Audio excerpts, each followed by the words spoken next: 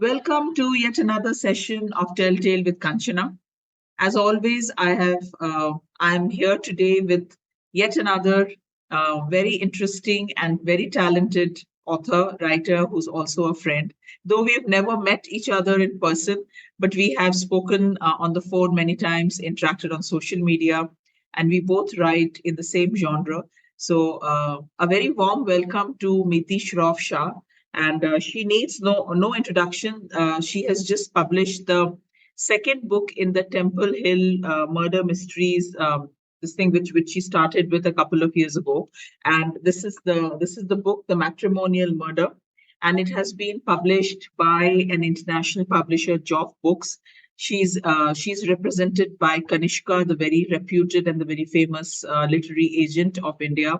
He's one of the best names in the publishing landscape in the country, and what can I say about her? She writes very well, and her characters are wonderfully edged. And she has had a very illustrious and a very interesting career in advertising before she decided to give it all up for writing fiction. And so, once again, a very warm welcome to you, Meeti. It's so wonderful to have you here. Thank you, Kanchana. It's lovely to be here. Great. So before we start talking about the topic or the decided topic for the day, that how does one get published internationally? Before we do that, could you just hold your book up and show to everyone, this is the book? This is the book. Please, guys, go ahead and buy it. It's a fabulous read, and it's very interesting. It will have you in splits, and it will have you chewing your nails in anticipation as you go through it. So before we get into the subject of discussion today, Meeti, would you like to just briefly take us through what your book is about? So with The Matrimonial Murder, we are back in the Temple Hill neighborhood of South Mumbai. As some of you may be familiar with it, this is a wealthy, privileged neighborhood, an affluent Gujarati neighborhood. And this time, my protagonist, Radhi Zaveri, finds herself at a matrimonial bureau where she must solve a very shocking murder. And to do that, she must interact with all sorts of characters. She talks to astrologers and wedding planners and very anxious mothers, and finds that there's a lot of scheming and things afoot. So she delves into this world and solves this murder. And that's what the book's about. Great. So we will come back to talking about the plot and the various characters of the book a little later in our discussion. So my first question to you, Meeti, is that how and why did your agent Kanishka decide to pitch your book to an international publisher and not to the Indian publishers here? No, so he pitched it in India first, but I'm talking about the first book. The first book in the series, when it came out, we pitched it in India, but it was in the middle of the pandemic. So things in Delhi were awful at that time. The pitch had gone out and we hadn't heard back from anybody. And there was news of the printing presses in Delhi having been shut down for a few days. There was some other piece of news where the cost of paper had risen drastically because of some international ripples that the pandemic was causing. Also, at that time, there were some deaths that had happened. It was just a terrible time. We weren't hearing back. And Kanish said, look, I'm not going to follow up, because the minute you follow up and if they say no, then that door is closed for you forever. So we said we won't. So that's what it was a long waiting game for us. And we said, how about we pitch it internationally, because that was always part of the plan for me. When I wrote the very first book and imagined it as a series, I knew that this was a book that had international appeal. So I knew I wanted to pitch it abroad. But traditionally, the way it would have gone is that we would have pitched it in India.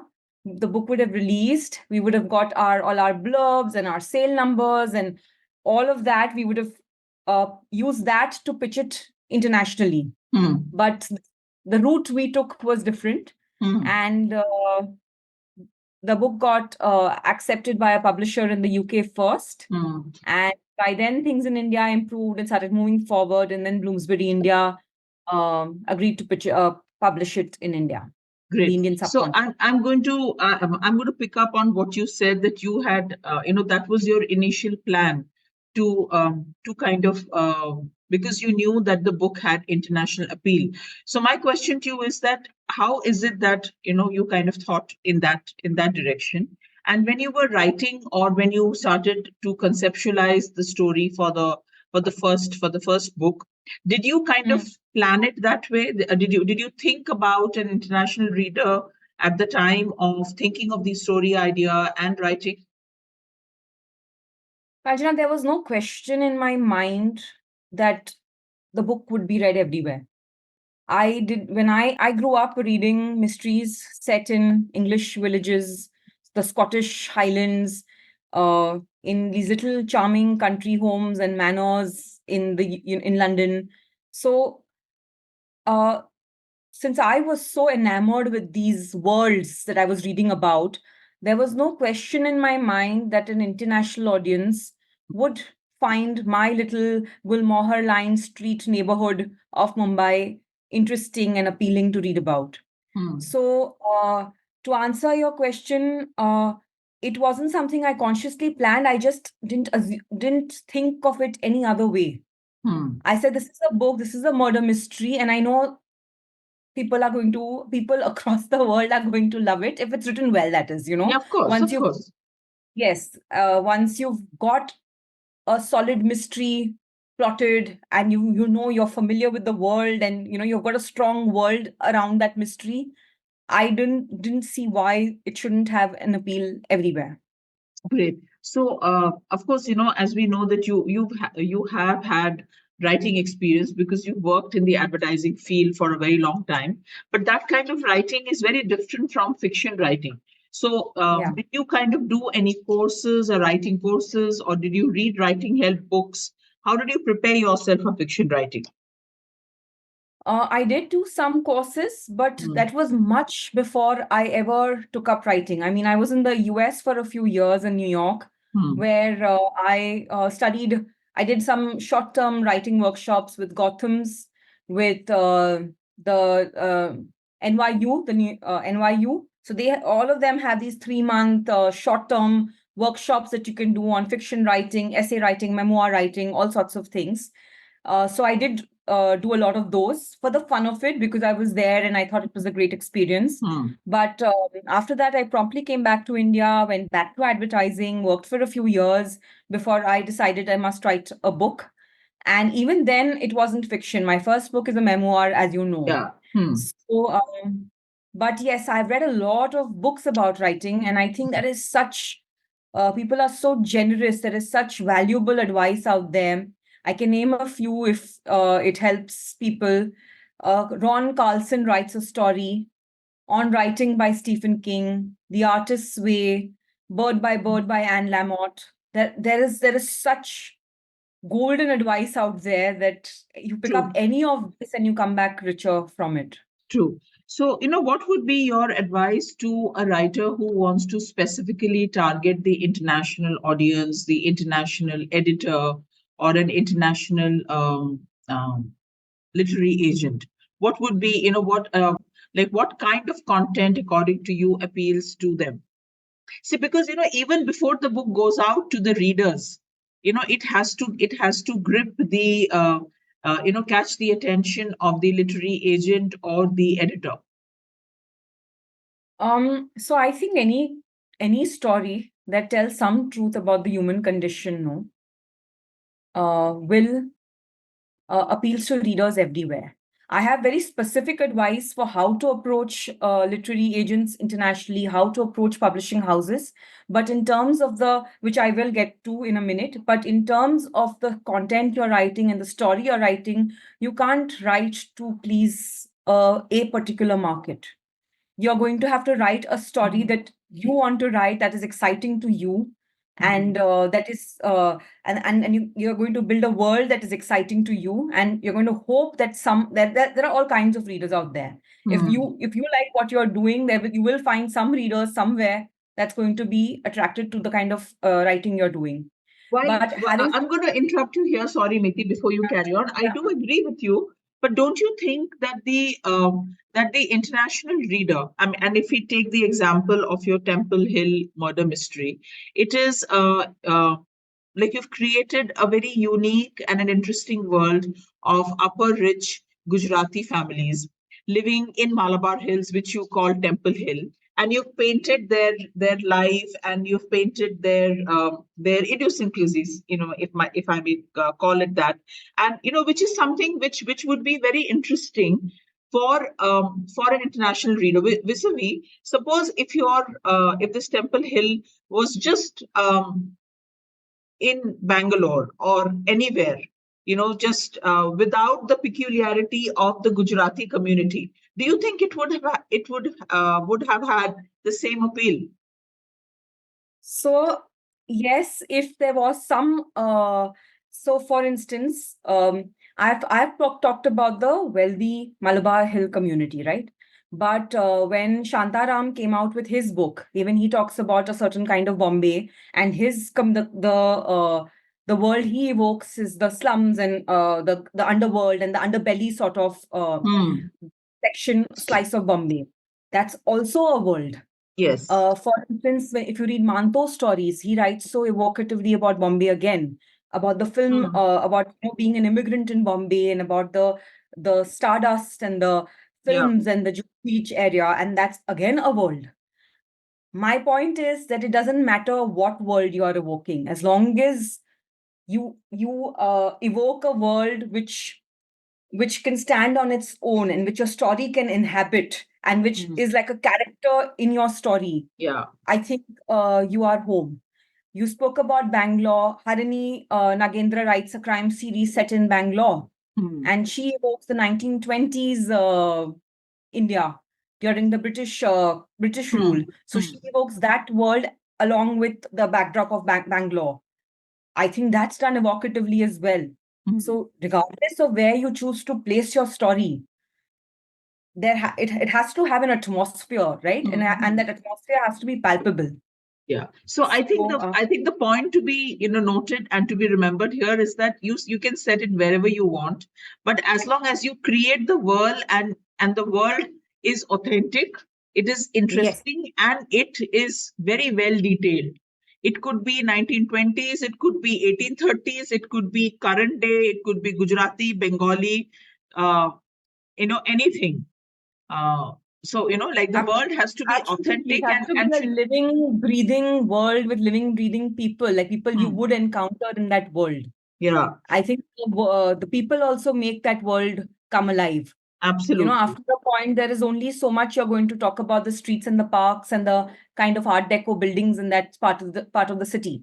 But after that, it's the people who inhabit the world, and their reactions need to be genuine to that the characters, the dialogue, all of that needs to be genuine. Absolutely. So I think that yeah. So tell us something about the principal characters in the book. I will, but I also had some tips that I was going to share. Yes, of course. So there are these, now that I didn't know any of this when I started writing and pitching and all of that. But now that I've been, it's been a few years, there are these websites called manuscript wishlist, for instance, where literary agents actually describe the exact kind of manuscript that they are looking for internationally. So if you have a work in progress and you fits the bill, then you can go approach these agents, because they've actually really well detailed out exactly the kind of work they're looking for. There are query trackers, because it's very important to have an excellent query letter. I mean, I'm sure you've heard this everywhere, but I can't see the importance enough. But there are these websites that you can submit your query and they give you feedback on the kind of query you're writing. And so those are the nuts and bolts of actually getting published internationally. Of course, we have excellent Indian agents here, like Kanishka for me. So that's also another route to go through. But there's a lot of thriving writing community in India, which I have now discovered. I have recently stumbled upon something called the Ink and Quill Collective. Have you heard of Okay. it? No, I haven't. And it's this thriving group of writers who are in various stages of publishing. Some of them have already published a lot of Okay. short fiction, and some of them are on their first manuscript. Some of them are on their third one. Some of them are just starting out. But It's called it's nice. Ink and Quill Collective, yes. Okay. Is this So on Facebook? no. I mean, I don't know if they're also on Okay. Facebook, but you can find them on Instagram, and it's a WhatsApp group actually of writers. Okay. And they do writing sprints, and they're doing peer reviews, and it's so lovely to see it, because writing is a lonely job, as you and I both know. Absolutely. So sometimes it's just nice to lurk on that chat and see the kind of problems people are struggling with. You know, you're struggling with a lot of it yourself. So Absolutely. yeah. Absolutely. Yeah. And, I mean, like, and creative blocks come and go, and you feel confused as to whether you're headed in the right direction, what you're doing. It's always very interesting to have the company of, other writers who have probably gone through it, and you can discuss your struggles with them. Okay. So we come Yeah. back to the characters. So talk about some Yes. of the characters in your current book. So one of the main characters is Sarla Seth. The opening paragraph describes her really nicely. She isn't from one of the real estate owning families in Mumbai. She's not from one of the diamond families in Mumbai, and yet she's a really powerful presence in the city, because Huh.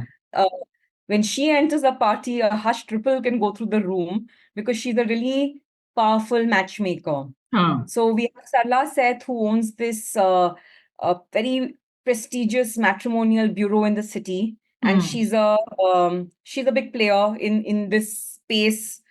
And she's receiving these terrible, threatening, dark tarot cards as as Huh. threatening messages. And initially, she's not keen to take them all very seriously. And eventually, when there's death in soul harmony, she realizes that things are not as harmonious as she would like to believe. Mm-hmm.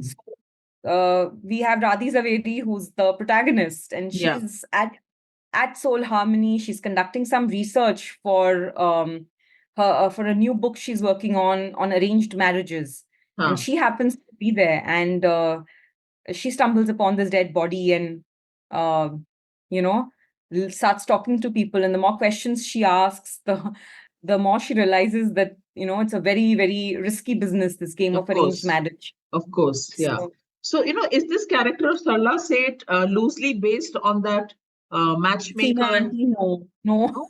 No? no, it's not. It's just Okay. just a character that's been in my imagination for a while. I had an Okay. arranged marriage many years ago, and I have come across matchmakers, and the kind of power they wield on these poor anxious mothers is very real. Uh-huh. So it's just a person who's been very alive in my imagination, and Okay. her story needed to be told. Yeah. Okay. How interesting. How interesting. So, tell us a little about your writing process, Meeti. When you think of a subject or the topic to write, do you dive into it immediately? Are you a detailed plotter? Are you a pantser? Are you a mix of both? What is your writing routine and schedule like? I'm a plotter. Hmm. I think also because of the genre we are writing. I mean, I Hmm. write a very tight mystery. Yeah. There are clues that I need to plant, red herrings, motives, alibis. There's so many things I need to plant into the story that I can't afford to just pants. I start off with a world that I want to evoke. Like, for instance, this story was a matrimonial bureau. Death of Kirti Kadakra was a joint family, and the stock market that was the backdrop of that story. And the one I'm currently working on is set in a school, in a very, very privileged, hard to get in school. So I start off with the world. That is the book 3 of Temple Hill. Okay. Yes, correct. That's the one I'm writing right now. Mm-hmm. So I start off with the world. I start off with the people I want in that world, and start off with a character that I think deserves to die in this particular story. And then I think about all the possible reasons why somebody would want to kill that character. And all of those reasons need to be authentic to the world again. It can't, I mean, they need to feel real, and they need to feel natural in that environment. And once I have that, the book marinates. I mean, I sit with it for many months actually, just making notes about the people, about the possible plot complications that could arise, about all sorts of things. And, only after a few months of doing that do I actually write the opening chapter of the book. And somewhere along, I mean, I can't say that it's all thought out till the end, because it's impossible to do. For Even if it is possible, I don't think the writing process would then be that rewarding if you were to, know every little detail, because so your characters are going to surprise you in the process at some point while you're writing. But the bigger milestones, the bigger pit stops, I do know. I always know where I'm headed. I mean, where I want to reach in the end. Yes. But all the detours that I take to get there are led by the characters. And I have heard people talk about this, but it never really made sense to me until my character started doing it. I'm like, what does it mean the character led you? I mean, I'm writing this story, and I need to be in control of the story, because that's a sort of personality trait as well, to be in control, True. And what does it mean But it that the doesn't character... happen. After a certain point, the character takes over. And that I and think kind of, is so surprising and rewarding, right? Absolutely. It's a wonderful it's a That wonderful feeling at that point in time. Yeah, true. So, like, do you typically write every day for how many hours a day? What's your routine like? I try to write every day unless I'm traveling. Uh, I used to try and take my laptop to wherever I was going, but it was very counterproductive, because I thought I should get up in the morning and catch the sunrise wherever I am and sit with my laptop. And somehow I have a young daughter, and it never used to happen. And then I would get a bit frustrated. So I've stopped doing that. I've said I'm not carrying my work with me. Having said that, when I'm in Bombay, I try and write every day. I'm a morning person, so I treasure my mornings. Yeah, So I try and get my writing done as soon as I can in the morning. great. Yeah, because then in the evenings and all, in the afternoons, it's time for answering emails and setting up calls and Yeah, true. that. Okay, so this brings me to the last question of today's session, is that how has the experience of writing a sequel been? Because when you're writing the sequel, in the story, the timeline has shifted. So, Yeah. what are the things that one needs to keep in mind from that point of view, and basically other features or other interesting things or tips that you would give to a writer who's writing a sequel? I think there are pros and cons to writing the second one. In terms of the things that work for it, is that the world is already established. Your main characters, you already know them. You've already spent a fair amount of time with them. You spent a couple of years with your characters, so you're very familiar with them. You know how they're going to behave. You don't have to dream up all of that anymore. Now these people, since you're so intimately familiar with them, you can predict how they're going to behave many times, and they're friends, they become friends. So in that sense, writing a sequel is slightly easier, but it's harder in other respects, because with your first one, there were no rules. You were still setting the rules of your world, right? So you had more free the freedom to kind of innovate and make things up. With the second one, now since you've established the boundaries, you need to play in that field. So you can't suddenly do introduce a character that is not natural to your setting, or suddenly come up with a plot point that doesn't make sense for the people in this world. Yeah. That's one. Secondly, there's always a question of how much backstory is too much, because you have to assume there are two kinds of readers who are going to read your book. One are the people who've already read your first one, and then they already know this, so they shouldn't find the details that you are introducing in this book repetitive. And the second is the people, the new ones who are coming to it. This is their first Temple Hill mystery and their first introduction to the world. So they need some hand-holding and some voila, some sort of setting up of the stage, so to speak. So then how much of it is enough? So it's a fine balance. And I think this is the stage when your editors and all really help you, because, as a writer, sometimes you may put in a little too much detail or too little detail, because you'll assume that people already know, and then they kind of sort of guide you a bit, saying that why don't you add a little bit of some backstory about this character here, because I think the readers would like to. Okay, and what about character progression? Like, the main central characters. So, we evolve over time. We change our preferences, or our thoughts and processes also change. So from the timeline of the first book to Matrimonial Murder, how much of time has lapsed by? A few months, because we can't afford to go quicker as writers of series. As Is that writers, so? I thought it would be a couple of years. No, we can't. Our characters will age. So, Okay. in fact, I've read about this. Most of these writers who are writing 17, 18 books in a series, they are fairly ambiguous in terms of the age of the protagonist, as well as the time frame. So it'll just be a reference to a few months, because you can't have your characters aging so fast. Otherwise, you're sort of sounding the death knell to your own protagonist. See, the view on this is kind of divided, because I've read this wonderful Icelandic noir collection by Jonasson. His Eyes and Night Blindness and etc. Those Darkness series. So he begins in a very interesting manner. He begins from the end of the career of the principal character, a woman. I'm forgetting her name. It's an Icelandic name, so I'm not able to remember. So the first book is actually when she is about to retire, and there are 4 books in the series, and in the subsequent books he covers.